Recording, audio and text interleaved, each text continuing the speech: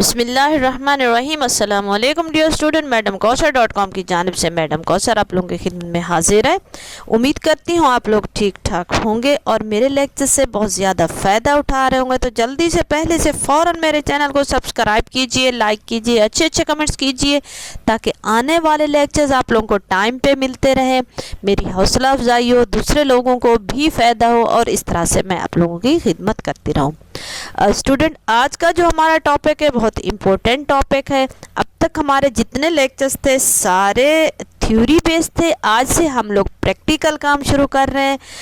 तो शुरू करते हैं जर्नल एंट्रीज से। जर्नल एंट्रीज क्या होती हैं, किस तरह से इनकी ट्रांजैक्शन होती है, किस तरह से डबल एंट्री सिस्टम में इनको जर्नल एंट्रीज रिकॉर्ड होती है, डेबिट क्रेडिट क्या है, डेबिट क्रेडिट रूल्स क्या है, ये सारी चीज़ें हम लोग डिटेल में जानने की कोशिश करते हैं। So let's start. Journal entry. Journal entry is an entry to the journal. Journal entries includes at least one debit entry and at least one credit entry. This method is called as the double entry recording system. In all journal entries, the total of debit account amount should be equal to the total of credit account amount. When the debit side total is same as the credit total, a journal entry is balanced. Student, journal entry क्या है? Journal entry एक journal की ही entry है। Journal entry में दो entries होती हैं, एक डेबिट एंड एक क्रेडिट की होती है। जर्नल ये जो मेथड है ये डबल एंट्री रिकॉर्डिंग सिस्टम कहलाता है। इसमें जो जर्नल एंट्रीज होती हैं उनकी डेबिट साइड एंड जो क्रेडिट साइड है वो दोनों की इक्वल होनी चाहिए, ये ज़रूरी है। जब डेबिट एंड जो क्रेडिट साइड है वो इक्वल होती है तो जर्नल एंट्री बैलेंस्ड होती है। अब हम डेबिट क्रेडिट रूल्स के बारे में जानते हैं। फर्स्ट ऑफ ऑल ये देखते हैं कि डेबिट क्रेडिट है क्या। डेबिट क्रेडिट एक टर्म है जो कि डबल एंट्री सिस्टम में यूज़ होती है। एक साइड पे डेबिट लिखा जाता है एंड एक साइड पे जो क्रेडिट का अमाउंट होता है वो लिखा जाता है। तो डेबिट एंड क्रेडिट के लिए रूल्स क्या है इनको देखते हैं। हमारे पास हेड्स ऑफ अकाउंट्स हैं, asset, expense, revenue, capital, liability. जो डेबिट क्रेडिट रूल्स हैं एसेट एंड एक्सपेंस के लिए वो ये है कि ये इंक्रीज होंगे तो डेबिट होंगे, डिक्रीज होंगे तो क्रेडिट होंगे। यानी एसेट एक्सपेंस इंक्रीज होगा तो डेबिट होगा, डिक्रीज होगा तो क्रेडिट होगा। इसी तरह रेवेन्यू, कैपिटल, लायबिलिटी इंक्रीज होगा तो क्रेडिट होगा, डिक्रीज होगा तो डेबिट होगा। यानी कि ई एंड ई इंक्रीज होके डेबिट, डिक्रीज होके क्रेडिट। RCL इंक्रीज होके क्रेडिट, डिक्रीज होके डेबिट, यानी इन्वर्स हो रहा है। AE इंक्रीज हो रहा है, डेबिट हो रहा है, जबकि RCL डिक्रीज हो रहा है, डेबिट हो रहा है। इसी तरह AE डिक्रीज हो रहा है, क्रेडिट हो रहा है, जबकि RCL इंक्रीज हो रहा है तो क्रेडिट हो रहा है।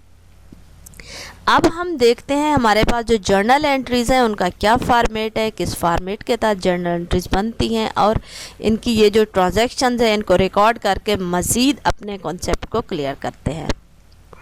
ये जर्नल एंट्रीज का फॉर्मेट है।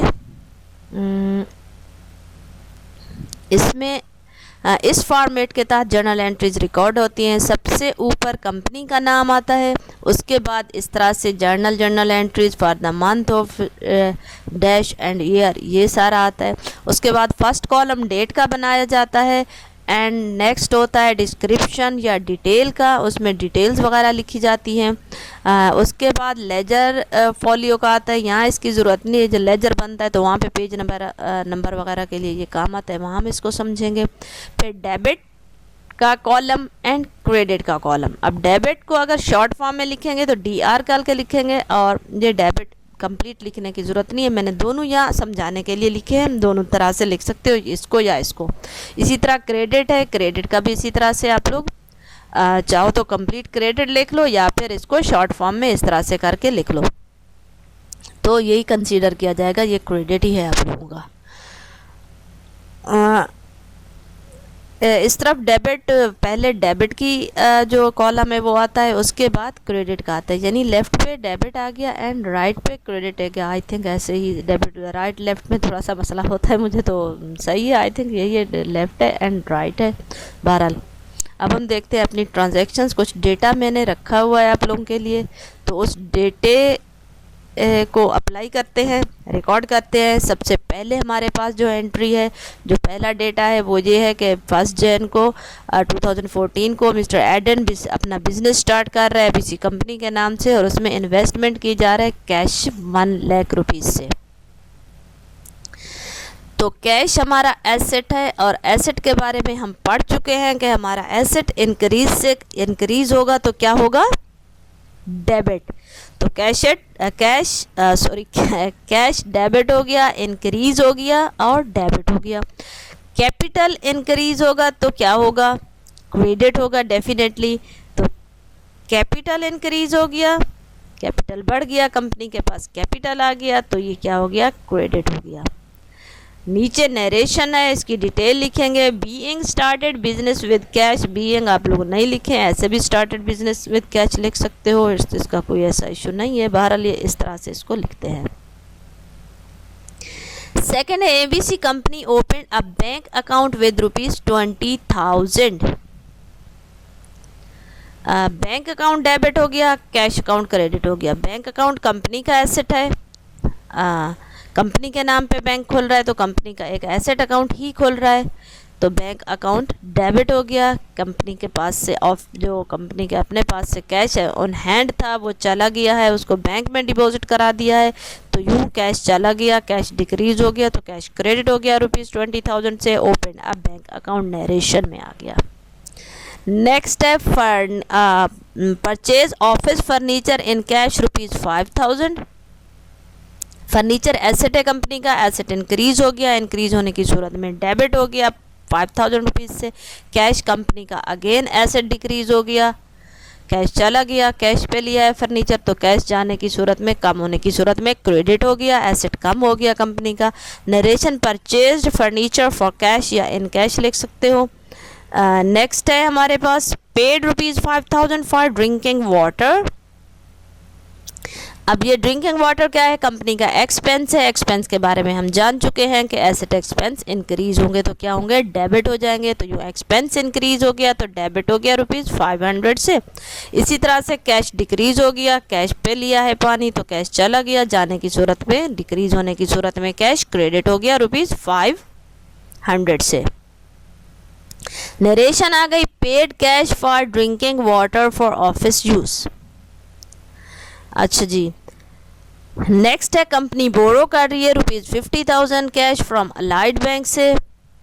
बिजनेस के पास पैसा आ रहा है, लेकिन बिजनेस का उधार भी साथ में बढ़ रहा है, बिजनेस ने उधार लिया है, तो कैश आ गया है ₹50,000 का, जो कि एसेट है, एसेट बढ़ गया है, बढ़ने की सूरत में डेबिट हो गया है। साथ में लेबिलिटी बढ़ गई, कर्जा चढ़ गया कंपनी के ऊपर, कर्जा वापस लौटाना है, तो अकाउंट्स पेएबल बढ़ गया, अकाउंट्स पेएबल बढ़ने की सूरत में क्या हो गया, क्रेडिट हो गया, यानी कंपनी की लेबिलिटी बढ़ गई, लेबिलिटी इंक्रीज होगी तो क्रेडिट हो जाएगी। नरेशन आ जाएगी बोरोड मनी फ्रॉम बैंक या अलाइड बैंक मेंशन कर सकते हो। नेक्स्ट है product sold products on credit for ₹30,000। Accounts receivable debit हो रहा है, क्यों डेबिट हो रहा है, क्योंकि क्रेडिट पे सेल हो रही है। अगर कैश पे होती तो हमारा कैश डेबिट होगा, अब कैश पे नहीं गई, उधार पे गई हैं तो यहाँ पे हमारा जो डेटर है उसका नाम भी आ सकता है। अगर डेटर का नहीं है तो अकाउंट्स रिसीवेबल लिखा हुआ है तो आप लोग अकाउंट्स रिसीवेबल लिख सकते हो। कुछ कंपनीज डेटर के नाम से रिकॉर्ड करती हैं, कुछ अकाउंट्स रिसीवेबल पे। हमारे यहाँ ज़्यादातर अकाउंट्स रिसीवेबल ही चलता है पाकिस्तान में। तो अकाउंट्स रिसीवेबल डेबिट हो गया 30,000 से, साथ में सेल क्रेडिट हो रहा है। सेल क्या है, कंपनी का रेवेन्यू है, कंपनी की इनकम है, तो इनकम जनरेट हो गई, रेवेन्यू बढ़ गया कंपनी का, तो रेवेन्यू बढ़ने की सूरत में क्रेडिट हो गया। Sold products on credit narration में आ गया। विदड्रॉन ₹5000 फॉर पर्सनल यूज़, तो पर्सनल यूज़ के लिए जो भी अमाउंट जाती है ड्राइंग या विदड्रॉ जो होता है वो डेबिट होता है। और कैश चला गया तो कैश क्रेडिट हो गया, कैश कंपनी का एसेट कम हो गया, उधर से कंपनी के जो कैपिटल है वो भी डिक्रीज़ हो गया है। हम जान चुके हैं पहले कि हमारा जो बिज़नेस है वो सेपरेट एंटिटी है, पर जो उसका ऑनर है वो अलग है एंड बिज़नेस अलग है। तो ये बिज़नेस से जो भी पैसे निकालेगा ऑनर वो उसके पर्सनल यूज़ के लिए जाएंगे, तो वो उसके लिए एक डेबिट अकाउंट खोला जाएगा जो कि ड्राइंग या विदड्रॉ अकाउंट के नाम से उसकी जो है ना एंट्रीज होगी। नेक्स्ट पे हमारी जो लास्ट एंट्री है वो है at on Jan 28 purchased stationery on credit for ₹2000। Stationery expense है, ऑफिस यूज़ के लिए आ रहा है, एक्सपेंस है, एक्सपेंस बढ़ रहा है। एक्सपेंस बढ़ने की सूरत में डेफिनेटली डेबिट हो रहा है, हमारा एसेट एंड एक्सपेंस इंक्रीज होता है तो डेबिट होता है। अकाउंट्स पेएबल यानी कंपनी का उधार चढ़ गया, बिजनेस के ऊपर उधार चढ़ गया, उधार पे लिए हैं तो 2000 कंपनी के ऊपर लायबिलिटी चढ़ गई, लायबिलिटी बढ़ने की सूरत में क्रेडिट हो गई तो यूँ अकाउंट्स पेएबल क्रेडिट हो गया। नरेशन आ गई purchase stationery on credit. Student ये है हमारा आज का लेक्चर, हमारी आज की वीडियो। मैंने जर्नल एंट्रीज़ के जो बेसिक्स हैं उनको बहुत ही आसान करके अपने ताईं पूरी कोशिश की है कि इसको जितना सिंप्लीफाई कर सकती हूँ कर लूँ, ताकि आप लोगों को आसानी से ये कॉन्सेप्ट क्लियर हो जाए। तो आई होप सो कि मैं अपनी इस एफ़र्ट में कामयाब रही हूँ। ये आप लोग मुझे बताएंगे कि आप लोगों को ये किस हद तक मैं अपनी इस एफ़र्ट में कामयाब रही हूँ। मज़ीद इसमें आगे हम फर्दर इन सब के जितने भी हेड्स हैं, इनके जितने भी मज़ीद अकाउंट्स हैं वो सारे उस पर जो है ना मज़ीद मैं लेक्चर्स अपने तैयार करूँगी बहुत जल्द। तो आप लोगों को ये मज़ीद क्लियर हो जाएगा पूरा जो डबल एंट्री का जो जर्नल एंट्रीज़ का कॉन्सेप्ट है। तो नेक्स्ट लेक्चर तक के लिए इजाज़त दीजिए, तब तक के लिए टेक केयर एंड बाय।